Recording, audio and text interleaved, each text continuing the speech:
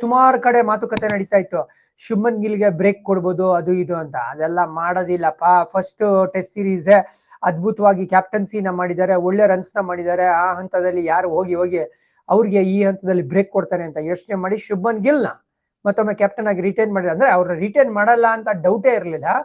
ಅವ್ರಿಗೆ ರೆಸ್ಟ್ ಕೊಡ್ತಾರ ಅಂತ ಯೋಚನೆ ಇದ್ದಿದ್ದು. ನೋ ರೆಸ್ಟ್, ಶುಭ್ಮನ್ ಗಿಲ್ ಖಂಡಿತವಾಗ್ಲೂ ಆಡ್ತಾ ಇದ್ದಾರೆ 2 test match as captain.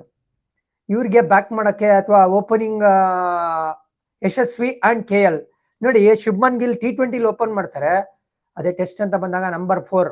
So ಆ ಓಪನಿಂಗ್ ಪಾತ್ರ ಯಾರ್ದು ಅಂದ್ರೆ ಯಶಸ್ವಿ ಹಾಗೂ KL. ನಂಬರ್ 3 ನಾವು ಕರುಣ್ ನಾಯರ್ನ ನಾವು ನೋಡ್ತಾ ಇದ್ವಿ.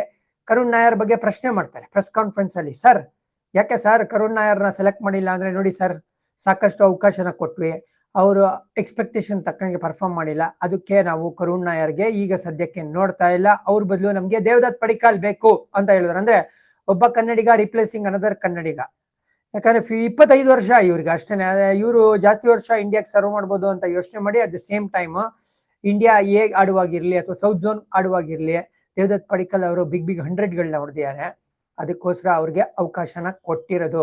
ಸಾಯಿ ಸುದರ್ಶನ್ ಒಳ್ಳೆ ಕ್ವಾಲಿಟಿ ಇನ್ನಿಂಗ್ಸ್ ಆಡಿದ್ದಾರೆ, ಸೊ ಅದಕ್ಕೋಸ್ಕರ ಅವ್ರನ್ನ ರಿಟೈನ್ ಮಾಡಿರೋದು. ನಂಬರ್ 3 ಅವ್ರು ಬರ್ತಾರೆ. ನಂಬರ್ 4 ಗಿಲ್ ಅಂತ ಮಾತಾಡಿದ್ರೆ, 5 ಅಲ್ಲಿ ಒಬ್ಬ ಬ್ಯಾಟರ್ ಬೇಕು ಅಂದ್ರೆ ದೇವದತ್ ಪಡಿಕ್ಕಲ್ ಇದ್ದೇ ಇರ್ತಾರೆ. 6 ಅಲ್ಲಿ ಈಗ ಜುರೈಲ್ ವಿಕೆಟ್ ಕೀಪರ್ ಆಗಿರೋದು. ಯಾದಕ್ಕೆ ಸರ್ ಇವ್ರು ನಂಬರ್ 1 ವಿಕೆಟ್ ಕೀಪರ್ ಅಂದ್ರೆ, ರಿಷಬ್ ಪಂತ್ ಅವ್ರಿಗೆ ಇಂಜುರಿ ಆಗಿದೆ, ಅವ್ರ ಇನ್ನ ಫಿಟ್ ಆಗಿಲ್ಲ, ಹಾಗಾಗಿ ಅವ್ರನ್ನ ಟೀಮ್ ಅಲ್ಲಿ ಇಟ್ಕೊಂಡಿಲ್ಲ. ಸೊ ಈಗ ಫಸ್ಟ್ ಚಾಯ್ಸ್ ಯಾರು ಅಂದ್ರೆ ಧ್ರುವ್ ಜುರೈಲ್. ನಿಮ್ಗೆ ಜ್ಞಾಪಕ ಇದ್ರೆ 2024 ಅಲ್ಲಿ ಇಂಗ್ಲೆಂಡ್ ವಿರುದ್ಧ ಟೆಸ್ಟ್ ಸೀರೀಸ್ ಆಡಿದಾಗ ನಂಬರ್ 1 ವಿಕೆಟ್ ಕೀಪರ್ ಯಾರಾಗಿದ್ರು ಅಂದ್ರೆ ಅದು ಧ್ರುವ್ ಜುರೇಲ್ ಅವರು. ಒಳ್ಳೆ ಕೀಪಿಂಗ್ ಮಾಡೋದಲ್ಲದೆ ಸಖತ್ತಾಗಿ ಬ್ಯಾಟಿಂಗ್ ಕೂಡ ಆಡ್ತಾರೆ. ಸೊ ಈಗ ಈ ಟೀಮ್ಗೆ ವೈಸ್ ಕ್ಯಾಪ್ಟನ್ ಯಾರು ಅಂದ್ರೆ ಅದು ರವೀಂದ್ರ ಜಡೇಜಾ.